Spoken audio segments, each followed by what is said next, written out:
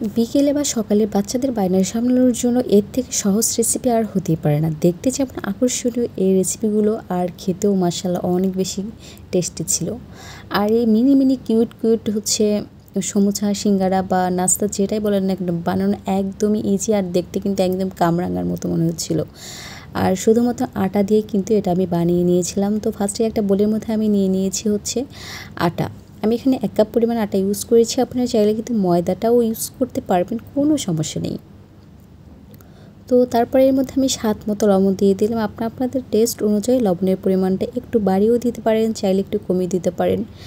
দেন আমি অল্প অল্প করে পানি অ্যাড করে এই যে দেখতে পাচ্ছেন একটা মসৃণ এবং সুন্দর ডো বানিয়ে নিয়েছি। অর্থাৎ পারফেক্ট একটা ডো বানিয়ে নিলে হবে। নর্মালি আমরা যে রুটি খাই সেরকম একটা ডো বানিয়ে নিয়ে আমি 5 মিনিটের মধ্যে এটা রেস্টে রেখে দিব। তো 5 মিনিট পরে আমি এখানে নিয়েছি হচ্ছে 4টা আলুগুলো খুব ভালোভাবে আমি সিদ্ধ করে খোসা ছাড়িয়ে নিয়েছি। এবার এগুলো হাত দিয়ে খুব ভালোভাবে ম্যাশ করে নিয়ে দেন এর মধ্যে আমি অ্যাড করে দিয়েছি হচ্ছে পেঁয়াজ কুচি। আমি এখানে 3টা বড় সাইজের পেঁয়াজ খুবই কুচি কুচি করে কেটে তারপরে এখানে ইউজ করেছি। এরপরে দিয়ে দিয়েছি আমি এখানে মরিচ গুঁড়ো, দিয়েছি হচ্ছে আদা রসুনের গুঁড়ো, দিয়েছি লবণ, আর দিয়েছিলাম এখানে ধনিয়ার পাতা। তো মশলা কিন্তু অতটুকুই, আর সাথে দিয়েছিলাম ভাজা জিরের গুঁড়ো। তো আমি এখানে আদা রসুনের হচ্ছে গুঁড়ো ব্যবহার করেছি আধা চা চামচ, আর এখানে আমি জিরার গুঁড়ো ব্যবহার করেছিলাম 1/4 চা চামচ। কারণ আমি এখানে 2টা মিলিয়ে কিন্তু আধা চা চামচ ব্যবহার করেছিলাম, আর জিরার গুঁড়ো এখানে 1/4 চা চামচ, আর স্বাদ মতো লবণ দিয়ে খুব ভালোভাবে এটা মিশিয়ে নেব। আপনারা চাইলে কিন্তু এখানে চাট মশলাটা ব্যবহার করতে পারবেন, সেক্ষেত্রে টেস্টটা কিন্তু আর একটু ভালো আসবে। তো যাই হোক, এরপর আমি এখানে ফ্রোজেন করা ধনিয়ার পাতা কুচিটা দিয়ে দিচ্ছি। এখানে আমার কাছে ফ্রেশটা ছিল না, তাই আমি যেটা ডিপ ফ্রিজে সংরক্ষণ করেছিলাম সেটাই আজকে এই স্ন্যাক্সটি বানানোর জন্য ইউজ করেছি।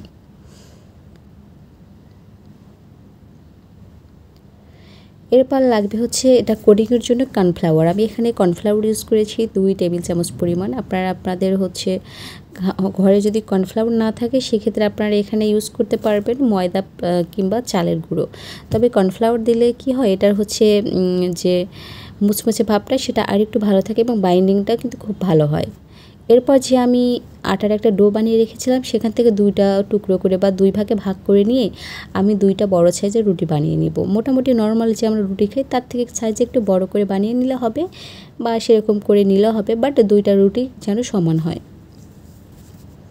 এই যে দেখতে পাচ্ছেন আমি রুটিটা বানিয়ে নিয়েছি। এবার যে আলুর পুরটা আমি তৈরি করে রেখেছিলাম, এবার রুটির উপরে সেই আলুর পুরটা খুব ভালোভাবে এই যে দেখতে পাচ্ছেন আমি বিছিয়ে নিচ্ছি। এভাবে ছড়িয়ে নেবেন সমস্ত রুটিতে। একটু মোটা করেই দিচ্ছি আমি, তাহলে এটা খেতে একটু ভালো লাগে।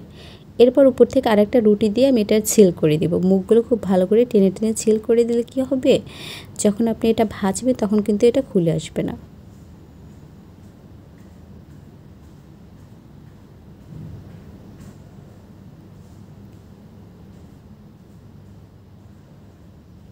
আমার চ্যানেলে অলরেডি অনেকগুলো কিন্তু হচ্ছে এরকম নাস্তার রেসিপি দেওয়া আছে, আমি ডিসক্রিপশানে লিঙ্ক দিয়ে দেবো, আপনারা দেখে নেবেন। তো যাই হোক, কথা বলতে বলতে আমি মুখটা কিন্তু খুব ভালোভাবে সিল করে নিয়েছি। এবার আমি নাইফ দিয়ে যে অতিরিক্ত পাশগুলো আছে সেগুলো কেটে এটা হচ্ছে আয়তাকারের মতো বানিয়ে নিব। আমি কিন্তু চতুর্ভুজ বলিনি, আমি আয়তাকারের মতো বলেছি, অর্থাৎ লম্বা থাকবে আর হচ্ছে একটু পাশটা চ্যাপটা থাকবে। এই যে দেখতে পাচ্ছেন, দেখতে কিন্তু আয়তাকারের মতো হয়ে গিয়েছে। এবার আমি হচ্ছে ছোট ছোট পিসেস করে কেটে নিচ্ছি। আপনারা চাইলে কিন্তু এটা সাইজে আর একটু বড় করেও কেটে নিতে পারবেন, বাট আমার কাছে মনে হলো এভাবে ছোটো ছোটো পিসেস করে কেটে নিলে এটা হচ্ছে খেতে, মানে আমার তো বেবি আছে একটা, তো ওর খেতে সুবিধা হবে। তো যাই হোক, ওর কথা চিন্তা করেই কিন্তু আমি আসলে এভাবে ছোটো ছোটো পিসেস করে কেটে নিয়েছিলাম, আর এটা কিন্তু ছোটো ছোটো করেই বানিয়ে নিয়েছি। আপনারা চাইলে কিন্তু এভাবে বড় করে বানিয়ে নিতে পারবেন। আর এই যে দেখতে পাচ্ছেন, এভাবে এক পাশ এভাবে চাপ দিয়ে অপর পাশটা এভাবে চাপ দিয়ে নেবেন। দাঁড়ান, আমি আপনাদের আরও 2-1টা বানিয়ে দেখিয়ে দিচ্ছি আসলে এটা কেমন করে বানানো যায়। তো ফার্স্টে একটা নেবেন, তারপরে যে এই পাশ ধরে এভাবে চাপ দিবেন, দেন উল্টো পাশটা এভাবে চাপ দিয়ে নিলে ব্যাস হয়ে গেল কামরাঙ্গা পিঠা। কি বলেন, দেখতে কিন্তু মাশাআল্লাহ একদম কামরাঙ্গার মতোই মনে হচ্ছিল। আর এই পিঠাটা বানানো যেমন সোজা বা সহজ, আর এটা খেতেও কিন্তু খুবই ভালো লাগছিল। একটা অন্যরকম ফিল মনে হচ্ছে, একদম ক্রিস্পি একটা ভাব ছিল। তো এটা ফ্রাই করার জন্য ফার্স্টে চুলে একটা প্যান বসিয়ে আমি তেল গরম দিয়েছি। তো তেলটা যখন খুব ভালোভাবে গরম হয়ে যাবে তখন কিন্তু এর মধ্যে হচ্ছে এই স্ন্যাক্সটা দিতে হবে। তার তেল গরম না হলে দিলে কিন্তু এটা তলানিতে লেগে গেলে পরে এই যে একটা কামরাঙ্গার যে শেপ সেটা কিন্তু থাকবে না। তো যাই হোক, চুলার আঁচটা মিডিয়াম হিটে রেখে এই পিঠা বা হচ্ছে স্ন্যাক্সটা আমি ভেজে নিয়েছিলাম। আর যখন আমার নাইস কালার চলে এসেছে দেন আমি এটা হচ্ছে উল্টে পাল্টে তারপর উঠিয়ে নিয়েছিলাম। সেম পদ্ধতিতে কিন্তু আমি হচ্ছে সবগুলোই এই স্ন্যাক্স ভেজে নিয়েছিলাম। আর এটা আমি কিন্তু পরিবেশন করেছিলাম সসের সাথে।